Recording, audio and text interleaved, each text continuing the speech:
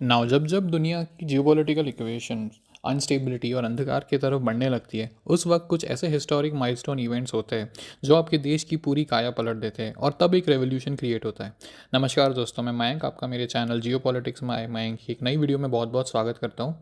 जी हाँ दोस्तों, एक कुछ टाइमलाइन ही ऐसी है और इवेंट ही इतना बड़ा है। हाल ही में ईयू की जो चेयरपर्सन है उर्सुला, इन्होंने हाल ही में एक अनाउंसमेंट की है डेवॉस में, जहाँ पे वर्ल्ड इकोनॉमिक फोरम कंडक्ट हो रही है और वहाँ पे ये कह रहे हैं that EU is on the verge of signing a deal with India and they call it as a mother of all deal. Now ये स्टेटमेंट अपने आप में काफ़ी वज़न कैरी करती है और आप अगर ये यूरोप से आ रही है तो इसका वज़न काफ़ी ज़्यादा है। और एक एक करके मैं आपको एक्सप्लेन करूँगा दैट इस डील की सिग्निफिकेंस क्या होगी और क्यों ये mother of all deal India के लिए भी मैटर करती है। एक एक करके हम इसको समझेंगे। तो चलिए इस वीडियो में डीप डाइव करते हैं। नाउ इंडियन मीडिया इस न्यूज़ को या इस टॉपिक को इतना कवर नहीं कर रहा है, बट मैं बता दूँ दोस्तों दैट एक वर्ल्ड में डेवॉस नाम की एक प्लेस है, वहाँ पे वर्ल्ड इकोनॉमिक फोरम कंडक्ट हो रहा है और यूरोपियन यूनियन और इंडिया के साथ ये हिस्टोरिक ट्रेड डील साइन करने की कस्प पे है, जैसा कि उर्सुला ने कहा है और ये कह रहे हैं इसे mother of all deal. Now इस वीडियो में मैं आप तो एक बैकग्राउंड दे देता हूँ before deep diving into this trade details, ताकि आप इस डिस्कशन को अप्रिशिएट कर पाए।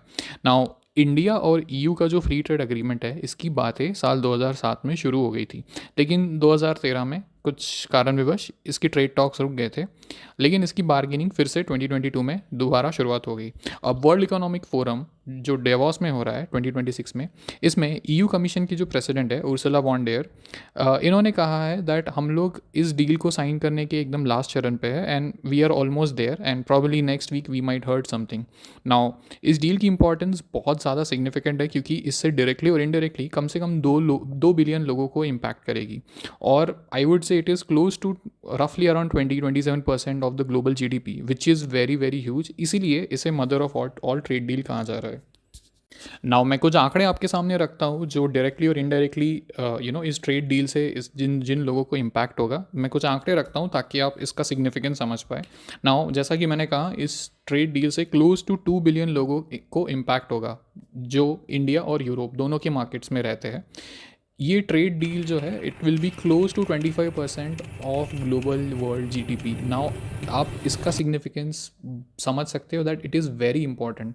25% ऑफ द वर्ल्ड जीडीपी मतलब India will actually emerge as one of the economic power, true economic power. Plus अगर हम लोग 2023 में ही इंडिया और यूरोप की बायलैटरल ट्रेड को अगर मद्देनज़र रखें तो ये क्लोज टू 124 बिलियन डॉलर्स का था और ये सर्विसेज, इसमें से सर्विसेज का कंपोनेंट 60 बिलियन पाउंड्स का होगा। ओके, नाउ ये कहना गलत नहीं होगा दैट आने वाले कुछ सालों में ये ऑलमोस्ट डबल हो जाएगा। तो इससे इंडिया का जो जीडीपी शेयर है वो डेफिनेटली राइज होगा। नाउ इंडिया और EU one of the largest trading partner भी एमर्ज हो सकते हैं because of this trade deal. और करंटली इंडिया का जो ईयू में जो ट्रेड शेयर है वो क्लोज टू 12% है और if this trade deal goes absolutely well, तो going forward it is going to go like 18-20%, which is a huge opportunity for India. Now इस डील में वैसे अब तक काफ़ी क्लैरिटी आने की बची है। इसमें ऑफिशियल क्लैरिटी जब आएगी तभी इसमें डीप डाइव करना मेक सेंस करेगा, बट जो भी मैंने अपने रिसर्च के थ्रू पाया है उसमें ये कुछ चीज़ें हैं या फिर ये कुछ एट्रीब्यूट्स हैं जो कवर होने वाले, जैसे trade in goods and services जहाँ पे ड्यूटीज़ कम हो सकती है, market access of Indian textile gems jewellery जहाँ पे मेजर इंडियन एक्सपोर्टर्स को सहारा मिल सकता है, प्लस यूरोपियन कार्स और बेवरेजेस, ये काफ़ी फेमस है जैसा कि आप जानते हैं, फ्रेंच वाइन, वहाँ के वेरियस अल्कोहलिक ड्रिंक, अब ये इंडिया में ईजिली आपको मिल सकते हैं। Plus in terms of technology, semiconductors, energy supply, इसमें भी कॉपरेशन मिल सकता है हमें, plus critical supply of raw minerals and rare earth elements.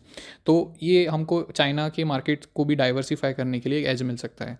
Now इसमें अब एग्रीकल्चर का पॉइंट आएगा या नहीं, डेयरी का पॉइंट आएगा या नहीं, ये देखना काफ़ी इंटरेस्टिंग होगा बिकॉज आई थिंक ये एक बहुत इंपॉर्टेंट मुद्दा होगा। जैसा कि आप जानते हो कि इंडिया और यूएस की जो फ्री ट्रेड एग्रीमेंट की जो डील थी वो इसी पॉइंट पे स्टक हो गई थी। नाउ नेगोशिएटर्स, जो इंडियन नेगोशिएटर्स है वो इस डील को कैसे अपने परव्यू में लाके अपने पॉइंट ऑफ व्यू से रखते हैं, ये देखना काफ़ी इंटरेस्टिंग होगा। नाउ ऑब्वियसली इसमें कुछ एस्पेक्ट्स ज़रूर है which I won't say at as a challenge, but ये एक इम्प्रूवमेंट एरिया हो सकता है जहाँ पे कुछ टैरिफ्स और नॉन टैरिफ बैरियर हो सकते हैं, जैसे कि EU चाहता है दैट इंडिया अपने टैरिफ सिग्निफिकेंटली रिड्यूस कर ले, specially on imported cars, luxury cars, wine, spirits. तो India, I don't think India इसको माइंड करेगा, India can significantly do that.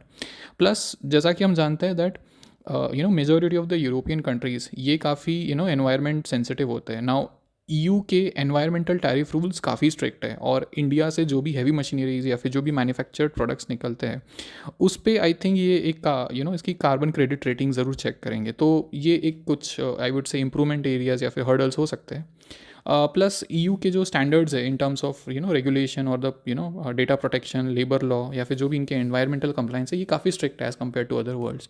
तो आई वुड से ये एक प्रोसेस ऑफ इम्प्रूवमेंट रहेगी for an India, plus a new challenge also. तो ये देखना काफ़ी इंटरेस्टिंग होगा, बट आई थिंक इंडिया इसको सिग्निफिकेंटली ओवरकम कर लेगा। नाउ इस ट्रेड डील के इकोनॉमिक और सोशल इम्पैक्ट नहीं, बट की जियो पोलिटिकल इम्पैक्ट भी हो गए। नाउ इंडिया ऑब्वियसली अपने मार्केट्स को डाइवर्सिफाई करना चाहता है, और EU one of the key partners emerge होगा इसमें से। प्लस हमारी जो रिलायबिलिटी है या फिर ओवर डिपेंडेंसी हम लोग कह सकते हैं for trade and supply on US and China, ये भी हम लोग डाइवर्सिफाई करेंगे। और मान लेते हैं अगर ये ट्रेड डील साइन हो जाती है, तो ये एक बहुत ही इनडायरेक्ट रिप्लाई होगा to the Trump tantrums on tariffs, और जो इन्होंने ट्रेड डील इंडिया के साथ में साइन नहीं की है ना, उस पॉइंट ऑफ टाइम पे ये देखना काफ़ी इंटरेस्टिंग होगा दैट ट्रम्प इस पर कैसे रिएक्ट करते हैं। मेरा मानना ये है दैट ट्रम्प या फिर US गवर्नमेंट उस टाइम पे फोमो में चले जाएगी दैट हम लोगों ने ये ट्रेड डील क्यों साइन नहीं की इंडिया के साथ में, बिकॉज जैसा कि आप जानते हैं entire world wants to sign a trade deal with India, because India is a consumer driven market और सबको इसका पीस ऑफ पाई चाहिए।